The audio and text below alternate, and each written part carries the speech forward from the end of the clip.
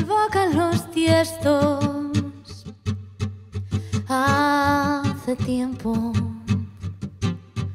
que pactaron sus muros con el musgo. Un pueblo que murió en el olvido, oyendo a los mastines ladrarles a las sombras,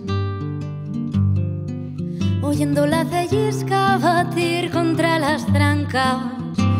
Un pueblo que al sol cada mañana se peinó y bostezó por todas sus ventanas. Un pueblo que se arropó de noche entre las mantas, entre las mantas.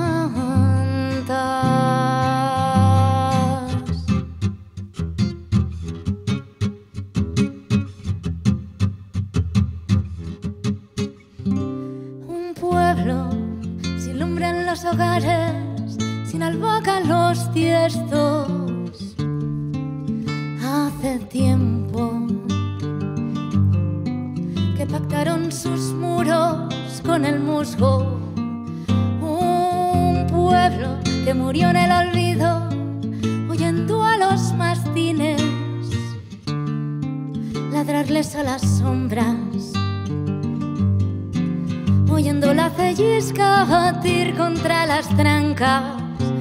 Un pueblo que al sol cada mañana se peinó y bostezó por todas sus ventanas. Un pueblo que se arropó de noche entre las mantas, entre las mantas. ¡Qué soledad, qué soledad, qué soledad, qué soledad, qué soledad! Bajo sus soportales de cántaros vacíos, de yertos alacranes. ¡Qué soledad sin ondas por el aire! ¡Qué soledad, qué soledad!